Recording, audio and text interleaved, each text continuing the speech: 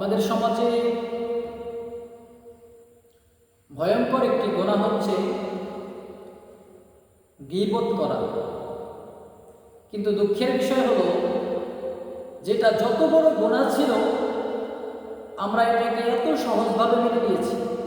এটাকে কেউ গুনাহ মনে করি না। এখন প্রশ্ন আসতে পারে, গীবত কি?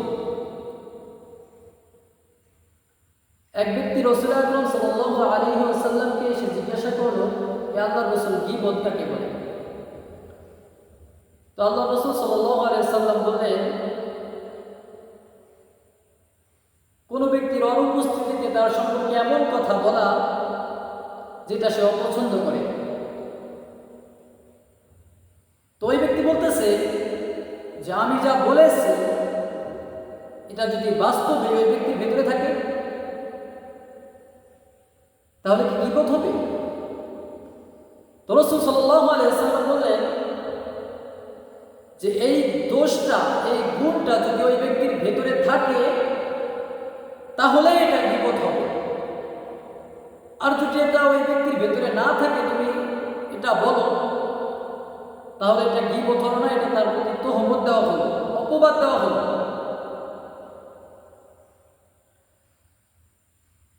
হাদিস শরীফের মধ্যে বলা হয়েছে, আল গীবাতু আশাদ্দু মিনাজ জিনা। গীবত জিনার চেয়েও মারাত্মক। এখন প্রশ্ন আসতে পারে, কেন? আমরা জানি গীবত তো অনেক ঘৃণ্যতম কাজ, অনেক বড় অপরাধ, অনেক বড় গুনাহ। তাহলে গীবত জিনার চেয়ে মারাত্মক হয় কিভাবে? এর উত্তর হলো এরকম যে জিনা এটা আল্লাহ তাআলা চাইলে মাফ করে দেবেন, কারণ এটা আল্লাহর হক। কোনো ব্যক্তি জিনা করছে তো আল্লাহর হক নষ্ট করছে, কোনো ব্যক্তি জিনা করছে তো আল্লাহর সাথে নাফরমানি করছে, আল্লাহর অবাধ্যতা করছে, আল্লাহর হুকুমের অবাধ্যতা করছে।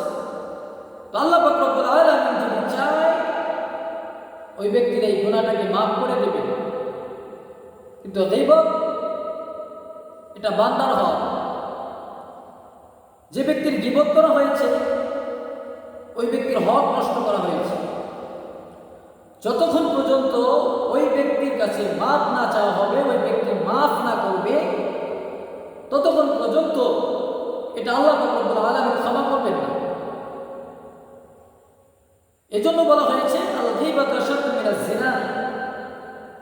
গীবত জিনার চেয়েও মারাত্মক গুনাহ, কারণ এটা হুকুকুল ইবাদ, এটা বান্দার হক। এটা আল্লাহ পাক রব্বুল আলামিন মাফ করবেন না যতক্ষণ পর্যন্ত বান্দা মাফ না করবে।